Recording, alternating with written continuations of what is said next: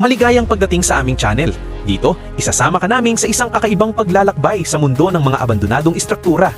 Sama-sama nating tuklasin ang mga bahay, gusali at iba pang lugar na niluma at kinalimutan ng panahon. Pinagsama-sama namin ang mga karanasan mula sa iba't ibang explorer upang mas maintindihan at maramdaman mo ang bawat kwento sa likod ng bawat sulok. Tara, samahan mo kami sa mga nakaraan at saksihan ang mga misteryong bumabalot sa bawat pader. Mag-subscribe, mag-like at i-on ang notification para updated ka sa mga bagong uploads araw-araw.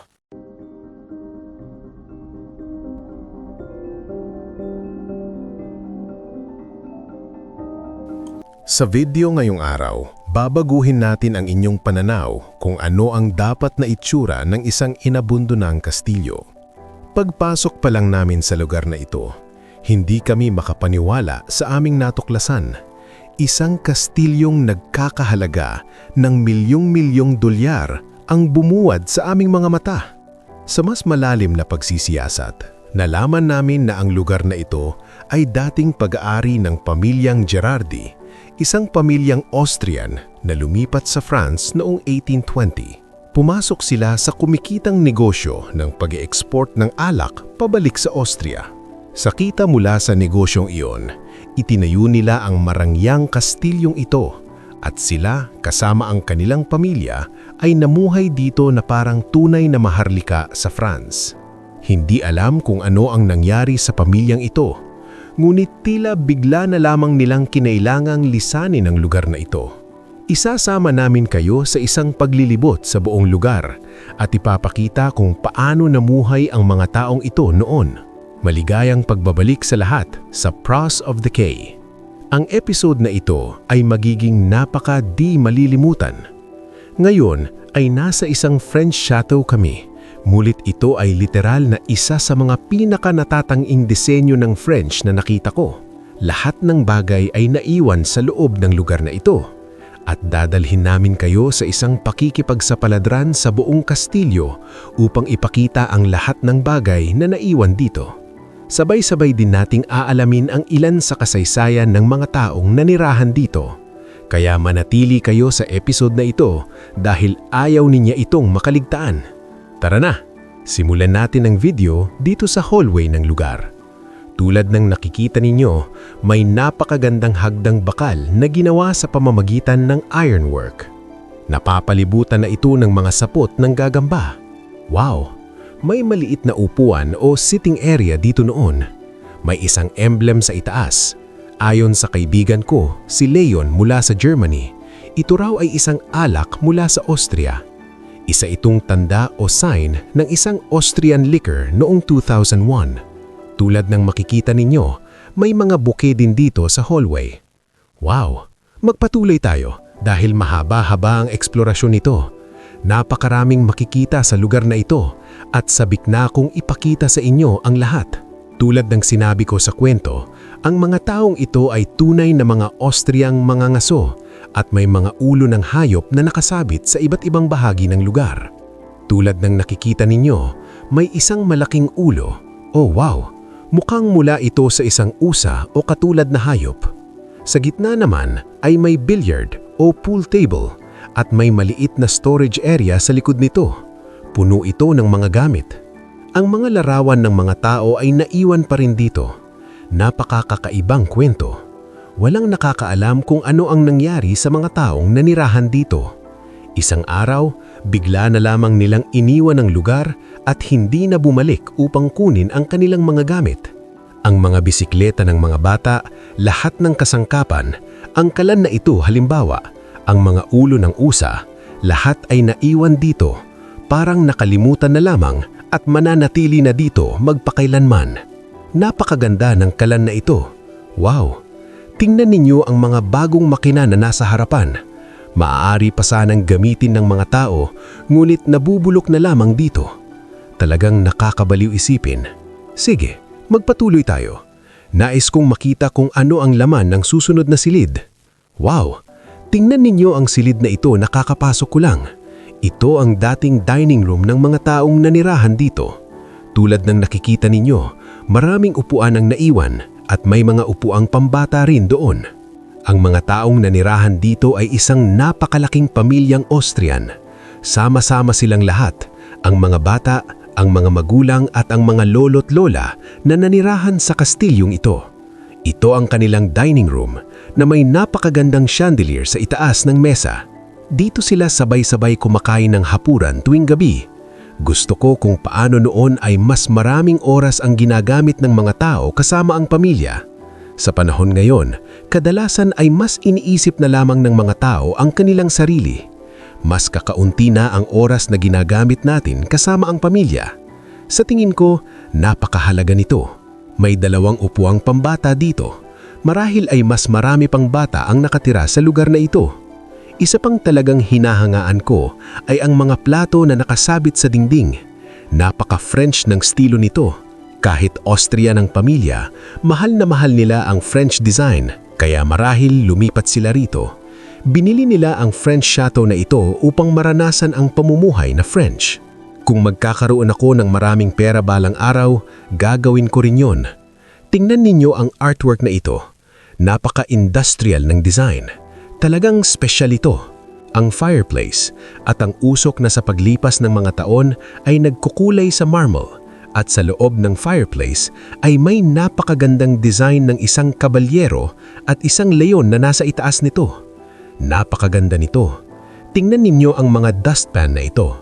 Bakit kaya hindi na tayo gumagawa ng ganito ngayon? Magagandang silver na dustpan. Kung maaari lang, pupunuin ko ng mga antique na bagay ang buong bahay ko. May jar ng jam dito na naiwan ng mga tao. At kapag tapos ay may cabinet dito. Talagang gusto ko ang disenyo nito. Makikita ninyo ang kahoy. May madilim at may maliwanag na bahagi. Tingnan natin kung ano ang laman nito. May napakalaking susi upang buksan ito. Wow! Puno ito ng mga inumin, tasa at iba pang gamit na kailangan sa kusina. Ay, sa dining room pala. Napakaganda. Alam kong may mga taong mahilig din sa kurtina, kaya ipapakita ko ito ng mas detalyado para sa inyo. May maliit na sitting area dito, isang chopping board at narito ang lumang toaster. Maglalagay ka ng isang hiwa ng tinapay dito, isasara mo at wala itong timer. Hindi rin ito kusang lalabas. Kailangan mong bantayan kung kailan ito handa. Ito pa lamang ang unang silid ng chateau at humanga na agad ako. May timbangan din dito. Hindi ko pa naririnig ang brand na ito dati. Sige, magpatuloy tayo. Oh my God! Hindi ko pa nakikita ang silid na ito. Mukhang napakagandang maliit na French sitting area. Sa 7 taon kong pag-e-explore sa iba't ibang lugar sa mundo, France, Italy, Germany at iba pa, hindi pa ako nakakakita ng fireplace na may ganitong design ng chimney. Napakaganda nito. Gustong-gusto ko ang puting chimney at ang puting fireplace. Mulit may 2 fireplace sa silid na ito. Medyo nakakagulat yon para sa akin. Mayroon tayong puti at sa tabi nito ay may fireplace na gawa sa marble. Muli, may mga napakagandang design sa loob. May salamin sa itaas nito. Ang salaming na ito ang nagbibigay ng karakter sa silid. Kung wala ito, iba ang itsura ng lugar. May chandelier din sa itaas na nagbibigay liwanag sa buong silid. Sa mesa sa gitna, malamang ay dito sila nauupo tuwing gabi. Iinom, magkwekwentuhan ng kanilang araw hanggang sa gabi. At kapag tapos, sisindihan nila ang oil lamp na ito. Papanoorin nila ang apoy habang sumasayaw ang liwanag. Wow! May bureau o desk din dito kung saan marahil ginagawa ng may-ari ang kanyang accounting. Makikita ninyo ang papel at ang kanyang panulat. Lahat ay naiwan dito. Ang lahat ng negosyo na ginawa niya upang makapagtayo ng napakagandang kastilyo, naiwan na lamang dito. Wow! May telepono din dito. Kapag tapos ay magpapatuloy tayo at mapupunta sa uri ng storage area.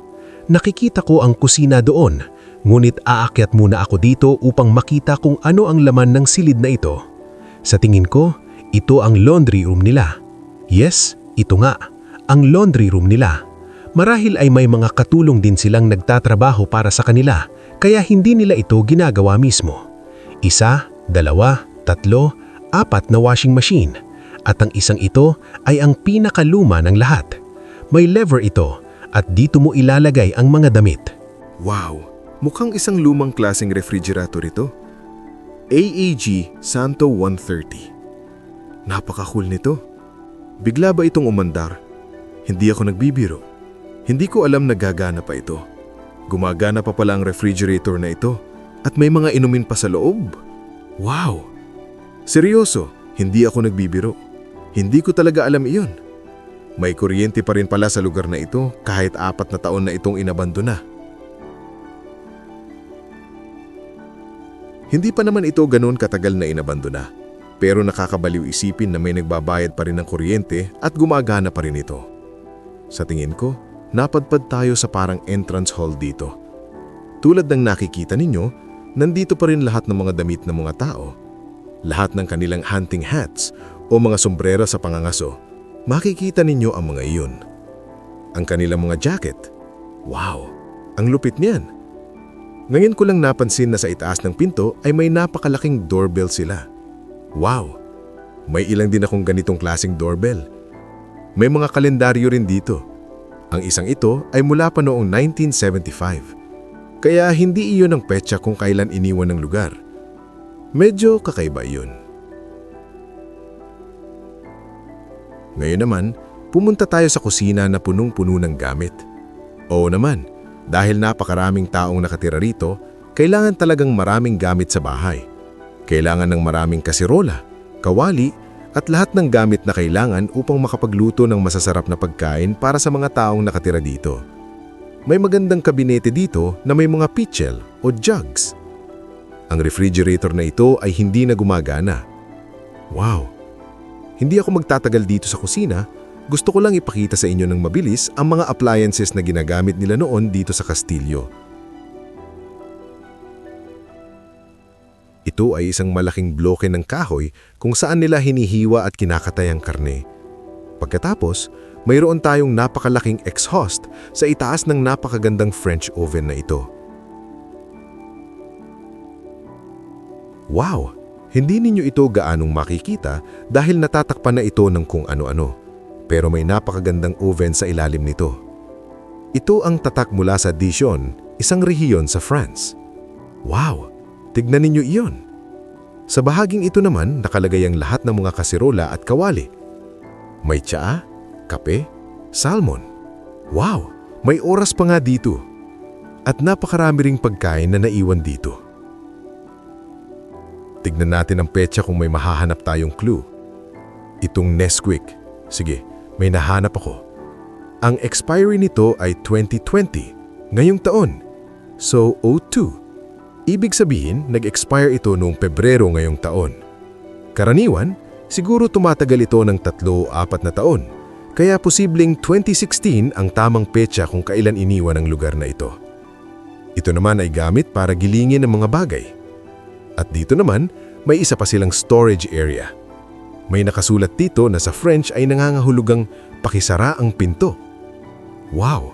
Napakaraming kaserola at kawali na naiwan. Lahat ng mga panlinis. Tignan natin kung anong nasa loob nito.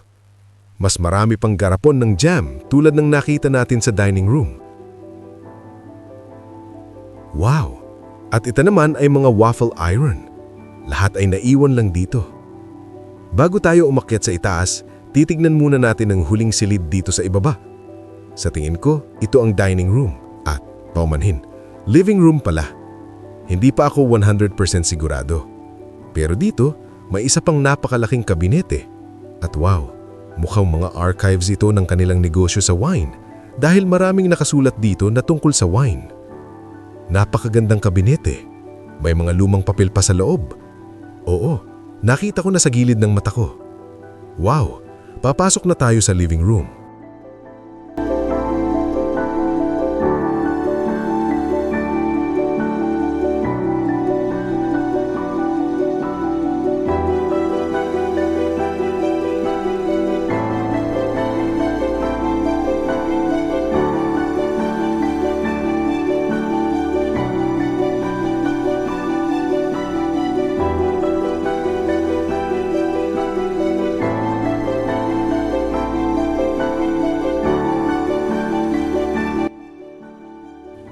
Tignan ninyo ang living room na ito. Oo, makakakita ka lang ng ganito sa France. Ganito nila dinisenyo ang kanilang bahay. Wow, May maliit na side table dito, halos puro ginto ang design. May gold-plated na salamin sa itaas ng napakagandang design. Tignan ninyo ito. Ayan ako. Hi guys! Ang pag-film sa lugar na ito ay parang hindi totoo. Dito naman, mukhang nagkaroon ng malaking kalat. Oh, tignan ninyo iyon. May piano na naiwan dito. Medyo mapulol ang tunog, ibig sabihin matagal na itong hindi na-tune. Napakagandang piano. May kalan din dito sa sulok.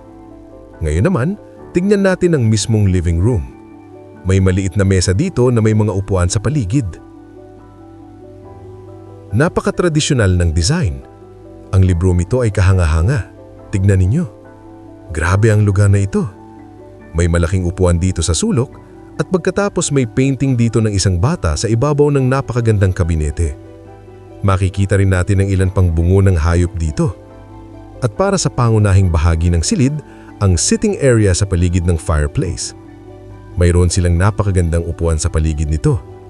Ipapakita ko ito sa inyo ng mas malapit. Tingnan ninyo ito. Ang mga upuang ito ay mahalagang kasing tanda na ng kastilyo mismo. Isang malaking fireplace, salamin sa itaas, at mas marami pang painting sa dingding.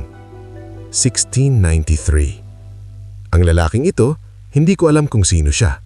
Marahil isang pilosopo, manunulat o author. Ang mga painting na nakasabit ng ganito ay napaka-French style. Nakasabit sila gamit ang isang tali o cord sa dingding. At talagang kahanga-hanga rin ang disenyo sa itaas ng fireplace sa ibabaw ng salamin. Tignan ninyo ito. Ngayon naman, may painting ng isang babae dito sa itaas. Napakaganda. Sa ibabaw ng kabinete ay may laruang trastor ng isa sa mga batang nanirahan dito. Isang maliit ngunit nakakatuwang bagay. Makikita ninyo, hindi puro lumang bagay lang ang nandito. May mga taong talagang namuhay dito, nag-enjoy at pinalaki ang kanilang mga anak. Isang huling tingin sa silid na ito bago tayo umakyat sa itaas upang ipakita sa inyo ang mga kwarto. Tignan ninyo ang mga carpet na nakasabit sa dingding. Wow, napakalalaki nila. Wow, tignan natin ang mas malapit. Wow, tignan ninyo ang disenyo. Napakadetalyado. Siguradong nagkakahalagang libo-libong euro noong panahon na binili ito. Sa kabilang bahagi ng bahay, may isa pang ganitong carpet sa hallway. Wow! Tignan natin kung saang side tayo pupunta muna. Sa tingin ko, dito sa kaliwa. May taxidermy na ibon dito sa itaas, ipinapakita ang kanilang mga hunting trophy sa loob ng bahay. May accountancy desk din dito. Dito sa bahagi na ito, talagang gusto ko ang mga accountancy desk na tulad nito. Kadalasan kasi ang mga ganitong mesa ay pwedeng buksan at gawing bureau kung saan ka pwedeng magtrabaho. Pero hindi lang yon, madalas din silang may mga lihim na compartment. Tingnan natin. Sa tingin ko wala... Ay sandali, meron pala dito. Ito ang sinasabi ko, may mga secret compartment sa loob nito. Noong panahon noon, dito nila itinatago ang pera. Ngayon, ang naiwan dito ay ang salamin sa mata ng may-ari. Pero dati, ito ang lugar kung saan itinatago ang pera upang walang makaalam kung nasaan ito. Handa na ba kayong makita ang mga silid? May pulang carpet pang inilatag papunta sa mga kwarto. Wow! Oh my God! Ang hagdan sa hallway na ito ay napakaganda. May mga bulaklak din dito sa itaas. May orasan sa dingding. Oh, nagulat ako sandali. May gansa pala dito. Isa itong taxidermy na gansa. Tingnan ninyo ang hayop na yun na nakatayo doon. Wow, talagang kakaiba. Pumasok naman tayo sa banyo. Oh, maganda ito. Ito ang boiler na ginagamit noon para painitin ang tubig ng bathtub. Gumagamit ito ng kahoy bilang panggatong tulad ng nakikita ninyo. May fireplace din sa banyo. Halos lahat ng silid sa bahay na ito ay may fireplace dahil noong itinayo ang lugar na ito ay wala pang central heating. Ang mga radiator na ito ay idinagdag lamang sa mas huling panahon. Makikita ninyo iyon dahil ang mga tubo ay nasa labas ng dingding. Tingnan nyo kung paano ito kinokontrol. Napaka-interesante. Hindi ko na ito maiikot ngayon pero nakakatuong makita. Napansin ko rin na may 1971 na nakalagay dito.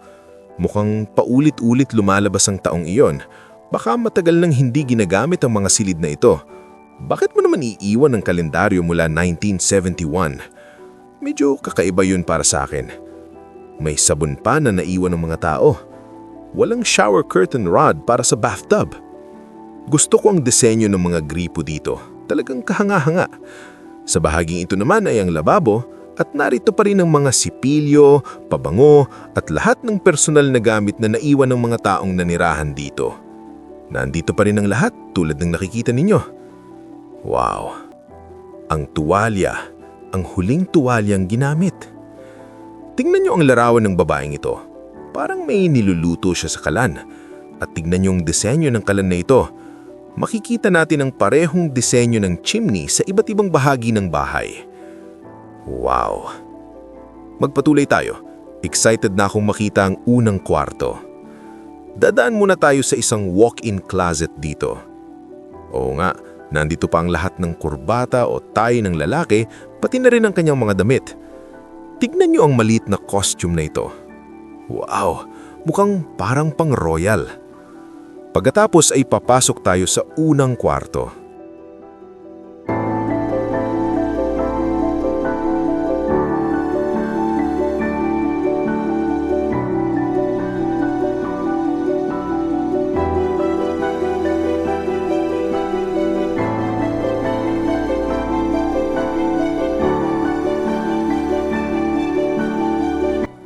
Tingnan natin ang traditional French bedroom na ito.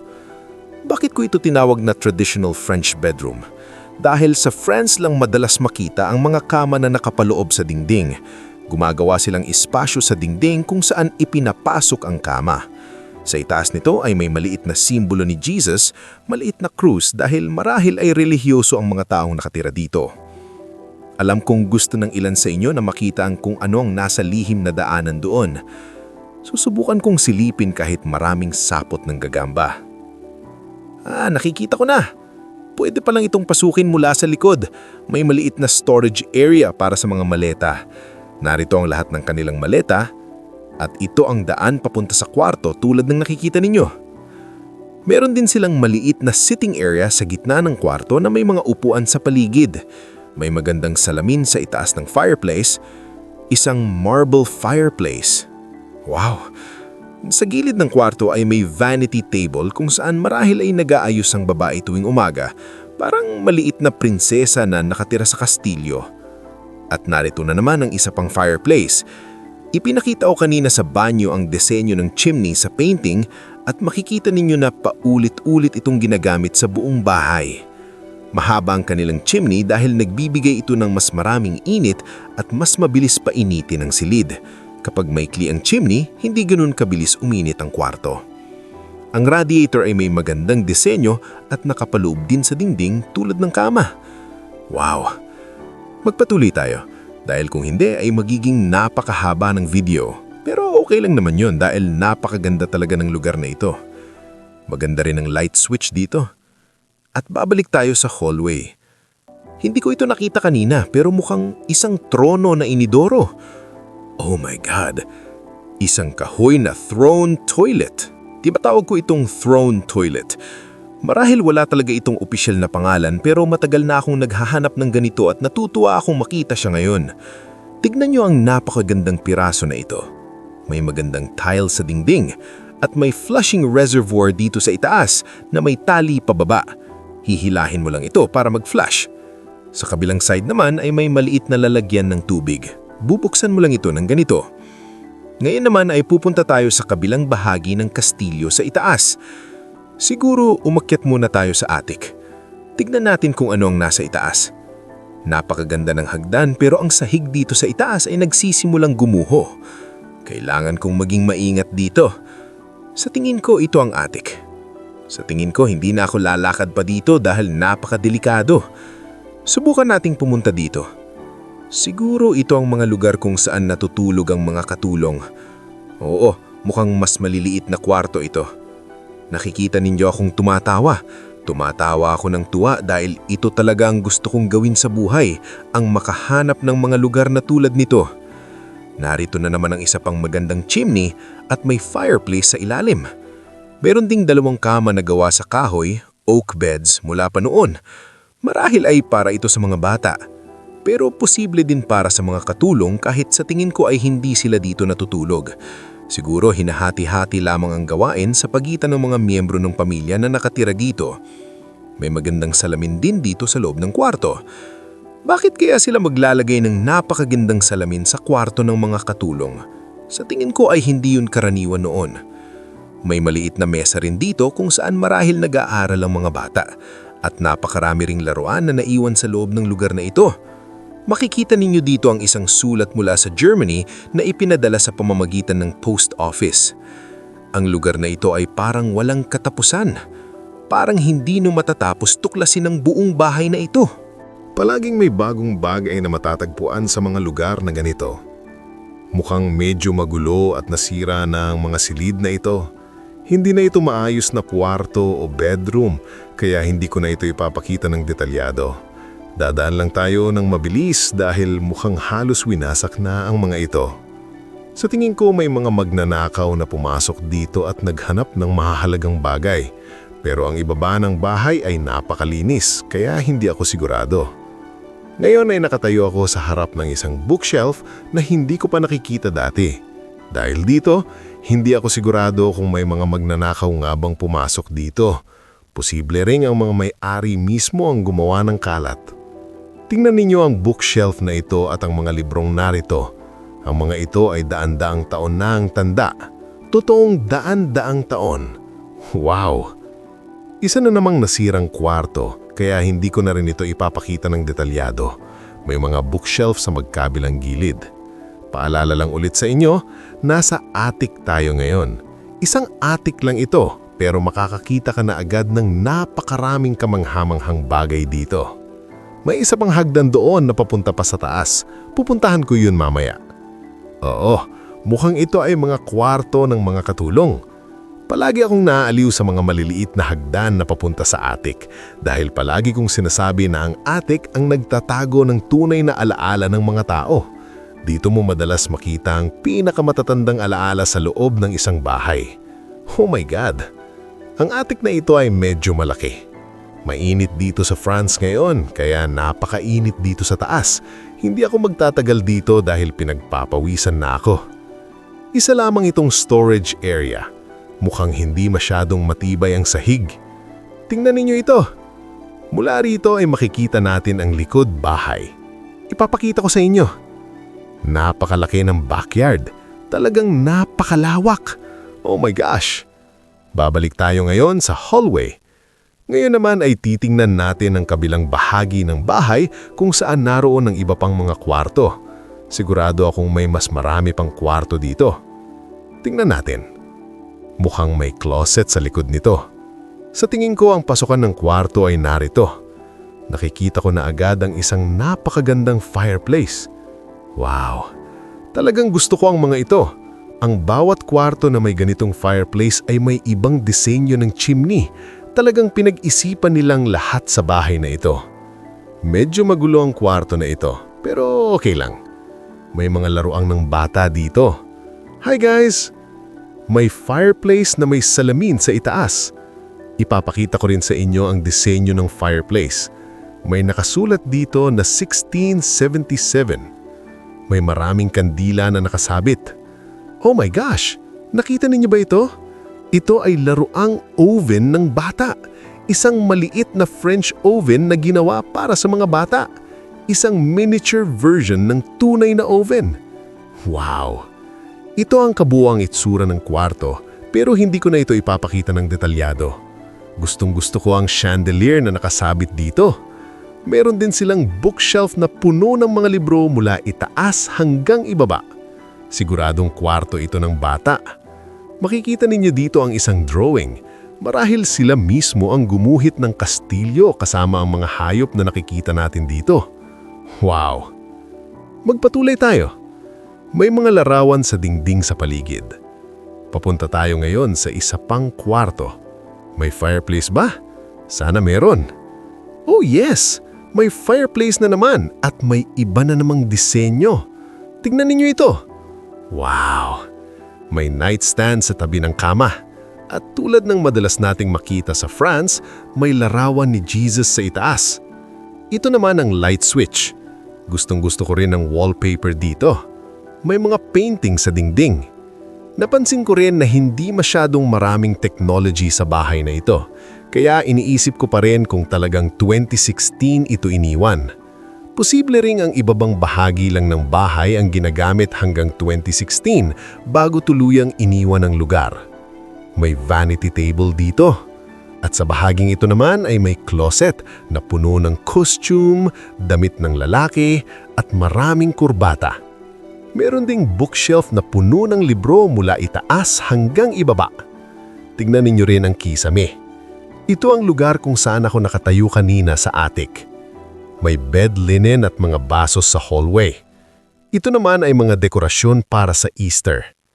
Maraming Easter decorations at mga itlog dito. Hindi ito kwarto. Ipapakita ko muna sa inyo ang fireplace dito. Tingnan ninyo ang disenyo, paikot na spiral design. May cabinet sa gilid at salamin sa itaas. Meron din silang lababo na built-in sa kwarto kasama ang lalagyan ng tubig. May duyang ng sanggol sa harap ng fireplace. At ang fireplace na ito ay may painting na direktang ginawa sa ibabaw nito. Ito ang kabuuang itsura ng silid. May cabinet na nakapaloob sa dingding at may mga damit sa loob. Talagang napakayaman at makapangyarihan ng mga taong namirahan dito. Ang pintuan na ito ay magdadala sa atin sa isa pang bahagi ng kastilyo at ito na ang huling bahagi na makikita natin. Nakakalungkot man pero sisiguraduhin nating sulit ito. May larawan ng isang lalaki sa itaas ng pintuan.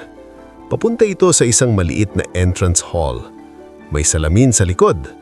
Hindi ko sigurado kung ano ang mga bagay na ito dito. Marahil lalagyan ng kung ano-ano. May maliit na gripo, pero putol na ang tubig. Sa kabilang side naman, ito pala ay ginagamit para tanggalin ng alikabok sa kutsyon. Hinahampas mo ang kutsyon gamit ito para lumabas ang alikabok. Isang bagay na bihira na nating makita ngayon. Pagpasok ko sa silid na ito, tignan ninyo ang kwarto na ito. Napakaganda.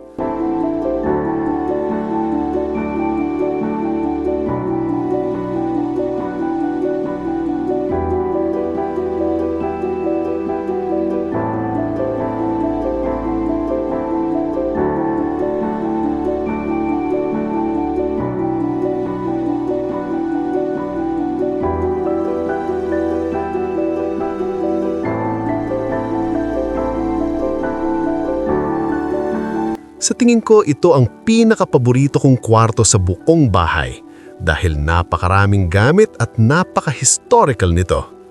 Isang kama lamang, marahil para sa isang bata o isang matandang tao.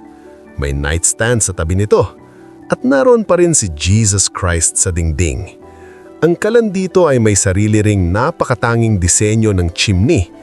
May lumang mesa rin. Parang bawat kwarto sa bahay na ito ay may sariling mesa o desk para sa mga taong naninirahan dito. At may napakagandang salamin na may gold plating sa itaas. Napakaganda. Oh, tingnan ninyo ito. Isang lumang larawan ng pamilya. Hindi nga.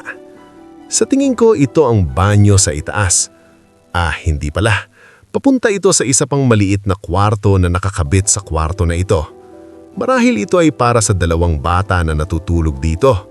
Parang magkapareho silang kwarto pero may kaunting privacy.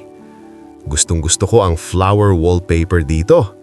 May dalawang maliit na upuan sa gilid at may lababo na may salamin sa itaas. Ito na ang huling bahagi ng bahay at medyo nalulungkot ako dahil ayokong umalis. Napaka-historical ng lugar na ito, napaka-French at napakaraming artifact ang naiwan. Noong unang pumasok ako dito dahil medyo sentimental akong tao, halos naiyak ako. Ito talaga ang mga bagay na gusto ko. Narito ang isang lumang sewing machine. Mukhang working area o storage room ang silid na ito. Napakaraming gamit ang naiwan. May isa pang chimney at fireplace na may magandang disenyo. At narito ang huling banyo ng bahay. Nandito pa rin ang mga sipilyo, toothpaste at kahit ang electric toothbrush nila. Sinubukan ko pero hindi na gumagana. Matagal lang itong naiwan. At narito ang napakagandang bathtub. Hindi ko ito napansin agad pero may parang mga paa o claw feet ito sa ilalim. Gustong-gusto ko rin ang shower head at shower curtain. Maaring gawing shower ang bathtub by pangangat nito. Ang gripo na ito ay ginawa sa Paris ayon sa nakasulat.